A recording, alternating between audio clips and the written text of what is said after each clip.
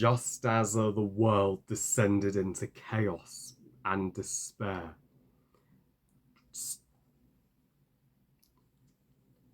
The two worst years of the COVID pandemic, when the world descended into chaos and despair, Dreamworks animation went downhill tremendously and entered their dark age. Welcome to part 1 of my RANT series on the dark age of Dreamworks animation.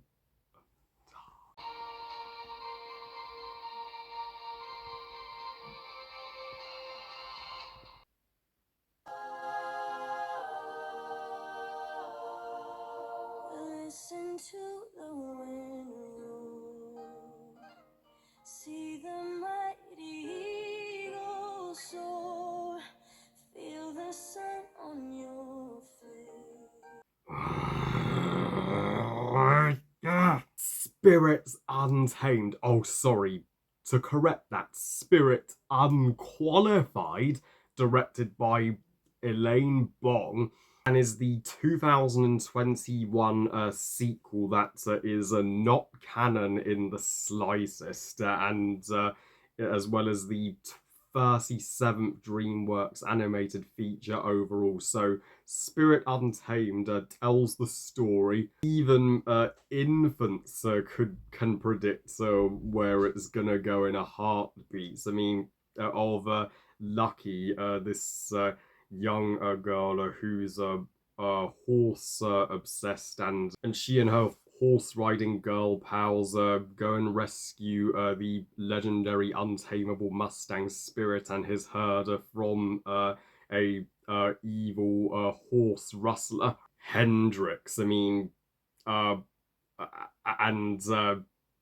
let me give 2 special shout outs before this extreme rant. Special shout outs to Sam Briggs for requesting this extreme rant. I mean, sorry, it's not an extreme mega killer rant, but I don't do them on my channel. And one other special shout out to a super awesome close friend of mine, Feisty Bear Productions. Thank you so much for all your consistent support, and I'll have a review of Gremlins for you this year, promise. Now, the 2002 Dreamworks animated masterpiece Spirit Standing in at the Cimarron is one legendary animated movie that is full of spirit, no pun intended, and it still remains in my top 5 Dreamworks movies. And yet in 2017, 15 years later, Dreamworks disrespected one of their top class movies with the Netflix series Spirit Rising Free, which has literally nothing to do with the animated classic. Unlike other Dreamworks shows like Race to the Edge, Riders and Defenders of Berk, and Legends of Awesomeness, and even Kung Fu Panda the Dragon Knight, that respect the original film, wholeheartedly respect and honor the canon. Spirit Riding Free completely takes a shit on the canon. I mean, it just undoes what was established in the original and makes up a bunch of baloney. So I am pretty pissed that Dreamworks did a movie sequel to Spirit that's based on Spirit Riding Free, and is in no way, shape or form the Spirit sequel we all wanted. A Spirit sequel should be hand-drawn, not CGI, should have Rain and Spirit's mother in it, and could have Rain and Spirit have foals together. Wouldn't that be lovely? Could keep the focus on Spirit and the horses, and not the human characters. And blimey, is a Spirit Untamed baz. This is as unqualified a follow-up as Dreamworks' Dragon's 9 Realms, which I also don't consider canon to that franchise, but my god, this is a fucking terrible disgrace to the original Spirits. I mean, it's and you can tell that it did not have the same passionate team behind it as the original did. 2021 is honest to God, Dreamworks' worst year. I mean, they not only had box office bomb after box office bomb, but three shitfests in that year alone. Crude to a New Age, Boss Baby to Family Business, which is the worst of them all. But Spirit Unqualified is, I mean, my God, this is such a bottom tier Dreamworks movie. It is one of their absolute fucking worst. Thank heavens it's heavily tanked financially, and Dreamworks did not make their money back for disrespecting the original Spirit. Unlike its predecessor, this piece of fucking crap completely and utterly panders to 5-year-olds and has the human characters be the front and center instead of the horses unnecessarily. Lucky and her horse riding friends and her family should be background characters, and Spirit should be the lead. And we don't even hear Spirit narrate at all in the sequel. What? In fact, 5 times throughout this babysitting dumpster fire, I felt like I was literally being strangled by a lasso. Oh, Dreamworks, have you did you fucking forget so that the original even existed? And this sequel has childish written all fucking over it. The protagonists are childish, the plot is childish, the villain is childish, the pop songs are pure childish. Defending this shit saying it's just for kids is a weak ass defense, because the kids that grew up with the original Spirit deserve infinitely better. If I was a parent showing my child this over the original Spirit, I would be such a irresponsible and a bad father. I'm sure any child, no matter their age, whoever is forced to sit through this horse crap will be bored out of their mind. Lucky and her horse riding friends, nothing to say about them. They are as well.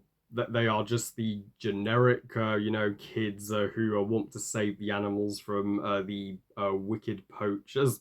That's it. Spirit is a secondary character in his own fucking sequel, and never hearing his narration, I seriously take issue with that. And he's so watered down. He's not nearly as badass as he once was.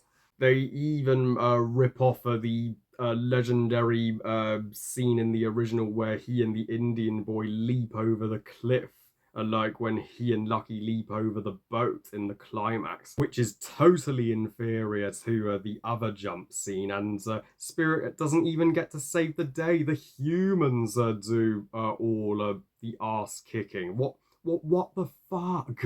Rain's Spirit's girlfriend from the first movie is not seen, nor is she even mentioned.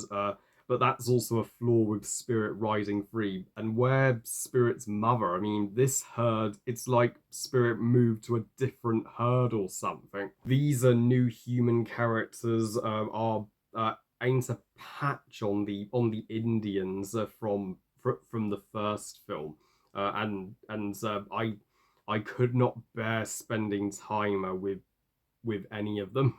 Hendrix is such a crap antagonist. He is one of DreamWorks's crappiest villains, period, and not a patch on the Colonel from the first Spirit. He's like Alameda freaking Slim from Home on the Range on steroids. Only Alameda Slim was a cattle rustler, not horse poacher. But yeah, the Colonel at least had some humanity to him, where he in the end gave up the chase on Spirit and the Indian boy, whereas Hendrix is such a cartoony slapstick poacher kids movie villain that will not intimidate your kids whatsoever.